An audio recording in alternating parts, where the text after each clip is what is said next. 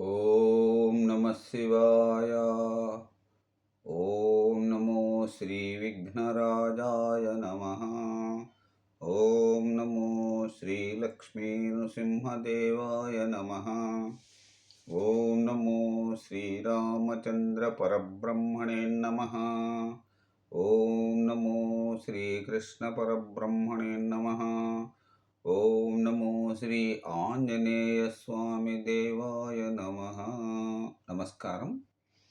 ఈరోజు 2025 సంవత్సరం జూలై నెల 29వ తేదీ, శ్రీ విశ్వావసు నామ సంవత్సరం, దక్షిణాయనం, వర్ష ఋతువు, శ్రావణ శుద్ధ పంచమి, భౌమ్యవాసరే, మంగళవారం. ఇప్పుడు లండన్ మహానగరంలో సమయం మధ్యాహ్నం 1:13 అయింది. భక్తుని నోట భగవద్గీత సంఖ్య 0099. ఈరోజు 99వ రోజు. శ్రీమద్ భగవద్గీతలో త్రయోదశాధ్యాయం క్షేత్రజ్ఞ విభాగ యోగం.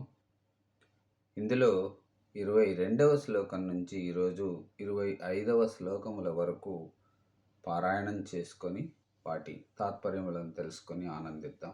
ఓం నమో శ్రీకృష్ణం వందే జగద్గురు. ఇప్పుడు 22వ శ్లోకం.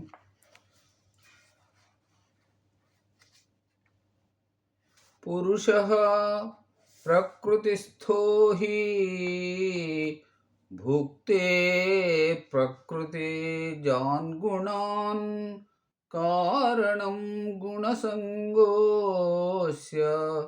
సదసజ్యోతి జన్మసు.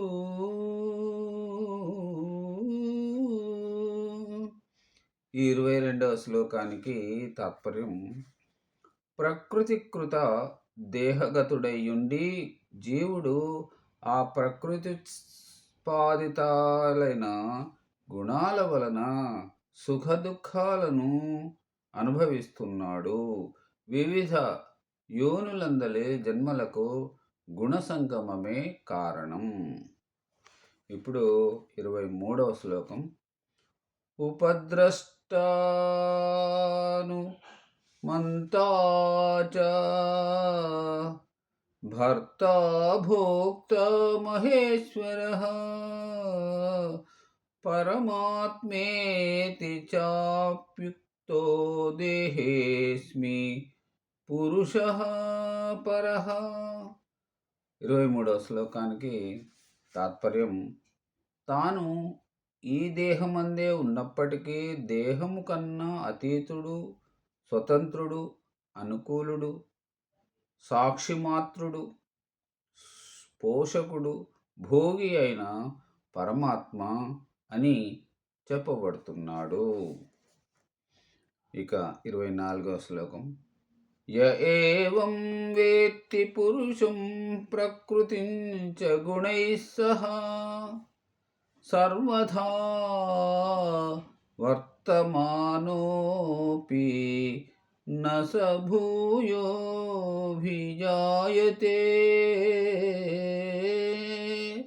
24వ శ్లోకానికి తాత్పర్యం: ఇలా జీవుని గూర్చి, గుణగణాలతో ఉన్న ప్రకృతిని గూర్చి బాగా తెలుసుకున్నవాడు ఏ కర్మలు చేసినా తిరిగి జన్మించడు.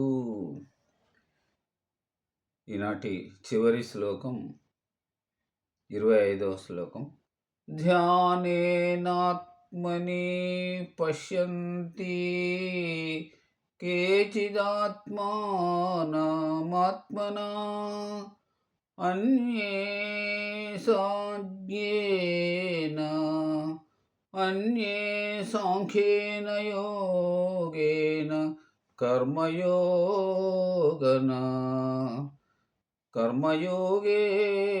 చాపరే.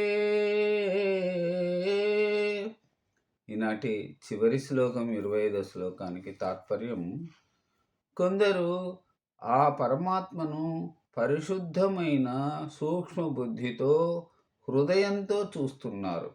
కొందరు యోగధ్యానం వల్ల, కొందరు జ్ఞానయోగం వల్ల, మరికొందరు నిష్కామయోగం వల్ల ద్వారాను పరమాత్మను దర్శిస్తున్నారు.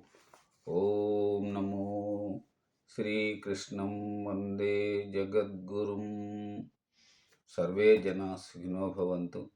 అందరూ బాగుండాలి, అందులో అందరూ ఉండాలి. ధన్యవాదాలు.